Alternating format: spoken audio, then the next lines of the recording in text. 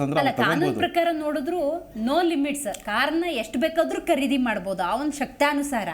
So ಹಂಗಾಗಿ ಇಂಥದ್ದೇ ನಿಯಮ ಇಲ್ಲ ಅನ್ನೋದು ಏನಾದ್ರೂ ಈ ವಾಹನಗಳ ಸಂಖ್ಯೆ ಹೆಚ್ಚಾಗ ಕಾರಣ ಅಂತ ಅನ್ಸುತ್ತೆ. ಹೌದು ನೇಣ, ಅದು ಮೇನ್ ಕಾರಣ. ಯಾಕೆ ಗೊತ್ತಾ, ಒಂದು ಕಾರ್ ತಗೊಬೇಕಂದ್ರೆ ಅದರಿಂದ ಆಗುವಂತ ಅನಾಹುತಗಳನ್ನ ಎದುರಿಸಕ್ಕೆ ಅವ್ರಿಗೆ ಶಕ್ತಿ ಇರಬೇಕು. ಈಗ ನೋಡಿ, ಏನೋ ಒಬ್ಬನ ಗುದ್ಬಿಟ, ಇವನ ತಗೊಂಡಿರೋ 2 ಲಕ್ಷಕ್ಕೆ 1 ಲಕ್ಷ ತಗೊಂಡಿರ್ತಾನೆ, ಒಬ್ಬನ ಗುದ್ಬಿಟ ಅಂತ ತಿಳ್ಕೊಳ್ಳಿ, ಅವನಿಗೆ ಪರಿಹಾರ ಕೊಡೋಕ್ಕಾಗುತ್ತಾ? ಇಲ್ಲ. ಇದರಿಂದ ಸರ್ಕಾರ ಇದಕ್ಕೆ ಸಂಬಂಧಪಟ್ಟಂತೆ ಪ್ರತಿಯೊಂದನ್ನು ತಿಳ್ಕೊಂಡು ಯಾರು ಕಾರ್ ಪ್ರೊವೈಡ್ ಮಾಡ್ಕೊಡ್ಬೇಕು, ಮನೇಲಿ ಪಾರ್ಕಿಂಗ್ ಜಾಗ ಇದೆಯಾ, ಪ್ರತಿಯೊಂದು ಸಾಲ ಹೇಳಿದ ಪ್ರಕಾರ ಬೆಂಗಳೂರು ಎಲ್ಲ ಫುಟ್ಪಾತ್ ಇಂದ ಎಲ್ಲ ಫ್ರೀ, ಎಲ್ಲದಕ್ಕೂ ಆಗ್ಬೇಕು. ಅವ್ರು ಇದು ಯಾವ್ದು ಫ್ರೀ ಕೊಡಬಾರ್ದು ಅವರು ಹೇಳ್ಬೇಕಂತ ಹೇಳಿದ್ರೆ, ಎಲ್ಲದಕ್ಕೂ ಒಂದು ಪ್ರೈಸ್ ಅಂತ ಫಿಕ್ಸ್ ಮಾಡಬೇಕು. ಸೊ ಆದ್ರಿಂದ ಒಂದು ಟ್ರಾಫಿಕ್ ಆಗಲಿ ಮತ್ತೊಂದಾಗಲಿ ಕಮ್ಮಿ ಆಗುತ್ತೆ ಮೇಡಮ್. ಹೌದು ಹೌದು ಹೌದು, ರೈಟ್. ಇದೀಗ ನಮ್ಮ ಕಾರ್ಯಕ್ರಮದಲ್ಲಿ ಟ್ರಾಫಿಕ್ ಎಕ್ಸ್ಪರ್ಟ್ ಆಗಿರುವಂತಹ ಪ್ರೊಫೆಸರ್ MN ಶ್ರೀಧರ್ ಅವರಿದ್ದಾರೆ, ಶ್ರೀಹರಿ ಅವರಿದ್ದಾರೆ. ಕಾರ್ಯಕ್ರಮಕ್ಕೆ ಸ್ವಾಗತ ಸರ್. ಸರ್, ಇವತ್ತಿನ ನಮ್ಮ ಕಾರ್ಯಕ್ರಮದಲ್ಲಿ ನಾವು ಮಾತಾಡ್ತಿರೋ ವಿಷಯನೇ ವಾಹನಗಳು ಸರ್. ವಾಹನಗಳು ಬೆಂಗಳೂರಿನಲ್ಲಿ ಈ ಮಟ್ಟಕ್ಕೆ ಹೆಚ್ಚಾಗ್ಬಿಟ್ಟಿದೆ. ಒಂದ್ಸತಿ ನಾವು ರಸ್ತೆಗಿಳಿತೀವಿ ಅಂತ ಹೇಳಿದ್ರೆ ಮುಂಚೆ ಎಲ್ಲ 10-20 ಇರ್ತೀನಿ ಅಂತಿದ್ವಿ, ಇವಾಗ 10-20 ಅಂದ್ರೆ 11-20 ಆಗ್ಬೋದು, 12-20 ಆಗ್ಬೋದು, ಅಷ್ಟರ ಮಟ್ಟಿಗೆ ಸರ್ ಜಾಸ್ತಿ ಆಗ್ತದೆ. ಕಾರಣ ವಾಹನ. ಯಾಕೆ ಸರ್ ಹೆಚ್ಚಾಯ್ತು? ಈಗ ಏನಾಗಿದೆ ಅಂದ್ರೆ ನಮ್ಮಲ್ಲಿ ವಾಹನ ಬರೋದು ಸರ್ಕಾರಕ್ಕೆ ಒಂದು ಇನ್ಕಮ್ ಇರುತ್ತೆ, ಟ್ಯಾಕ್ಸ್ ಕೊಡ್ತಾರೆ, ಅದು ರಿಜಿಸ್ಟ್ರೇಷನ್ ಮಾಡ್ತಾರೆ. ಸೊ ಅದಕ್ಕೆ ಹೆಚ್ಚು ಕಾರ್ ಬರಲಿ ಅಂತ ಅವರ ಆಸೆ. ಆದರೆ ನಮ್ಮ ರಸ್ತೆಗಳು ಸರಿಯಾಗಿದೆ, ಅದಕ್ಕೆ ಸಾಕಷ್ಟು ಬೆಂಗಳೂರಿನಲ್ಲಿ 60% ರಸ್ತೆಗಳು ಕಿರಿದಾಗಿದೆ, ಅಂದ್ರೆ ಬಹಳ ನ್ಯಾರೋ ಇದೆ. 60% ರೋಡ್ಗಳು ಬೆಂಗಳೂರಿನಲ್ಲಿ.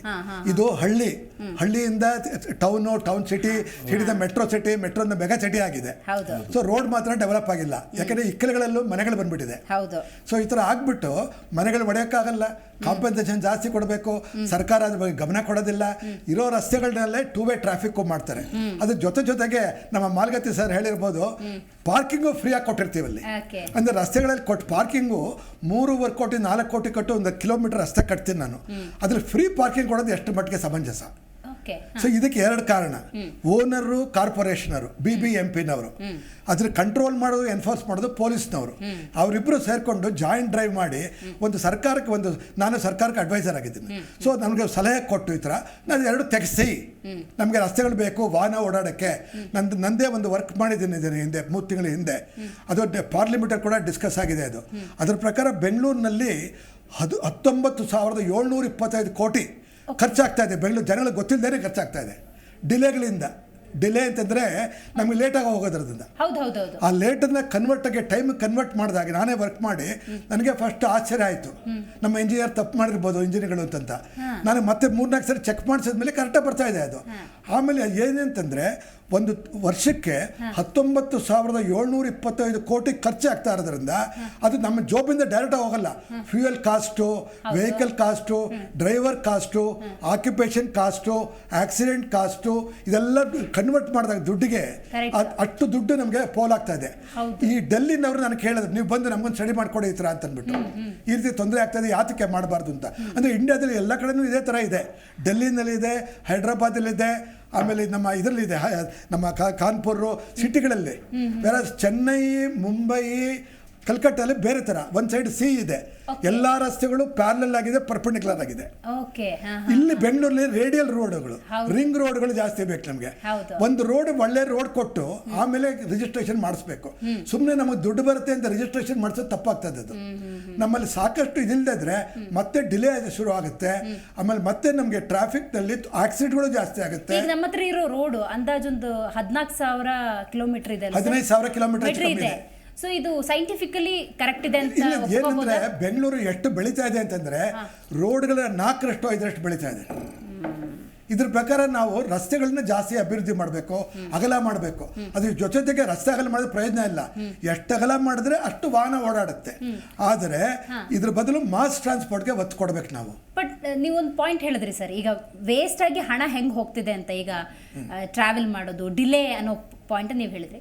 ನಾನೇ ಸಾಮಾನ್ಯ ಒಬ್ಬ ಹೆಣ್ಮಗಳಾಗಿ ನನಗೇನೋ ಒಂದು ಖರೀದಿ ಮಾಡೋಕ್ಕಿದೆ, ನಾನು ಯಾವುದೋ ಒಂದು ಶಾಪಿಗೆ ಹೋಗ್ಬೇಕು, ಅಲ್ಲಿ ನನ್ನ ವೆಹಿಕಲ್ ನಾನು ಪಾರ್ಕ್ ಮಾಡಲೇಬೇಕು. ಏನು ಆಲ್ಟರ್ನೇಟಿವ್ ಏನಾಗುತ್ತೆ ಅಂತಂದರೆ, ನನಗೆ ಕಾರ್ಪೊರೇಷನ್ ಪ್ರಕಾರ ನಾನು ಒಂದು ಪಾರ್ಕಿಂಗ್ ಲಾಟ್ ತೋರಿಸಿರ್ಬೇಕು. ಓಕೆ, ಅದರಲ್ಲಿ ನಾನು ಅವ್ರು ಹೇಳಿದಾಗ ಶಾಪ್ಗಳು ಮಾಡ್ಕೊಂಡಿರ್ತೀನಿ, ಅದನ್ನ ಬೇರೆ ಇದ್ರೆ ಬಾಡಿಗೆ ಕೊಟ್ಟಿರ್ತೀನಿ. ರಸ್ತೆ ಫ್ರೀ ತಾನೆ, ರಸ್ತೆ ಫ್ರೀ ಬಂದು ನಿಲ್ಲಿಸ್ತೀನಿ.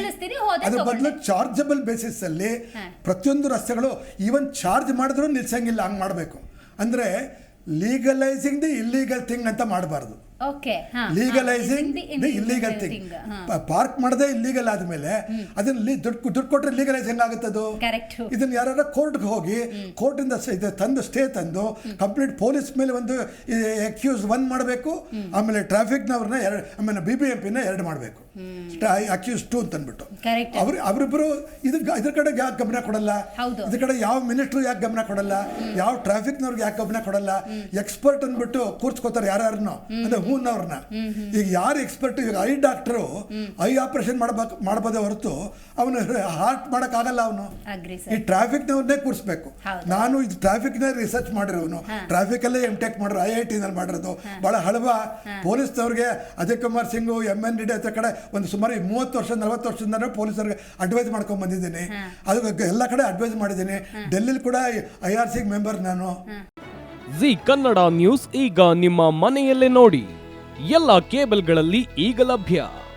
ಸನ್ Direct 292, Jio TV 1334, U Digital 162, City Cable 51, GTPL 17, Abhishek cables 821, Rockline telecommunication 51, Shri Basaveshwara number 60, Vinayaka digital number 53, in digital number 896ರಲ್ಲಿ. ನಿಮ್ಮಿಸ್ತದ ಜಿ ಕನ್ನಡ ನ್ಯೂಸ್ ನೋಡಿ ಆನಂದಿಸಿ.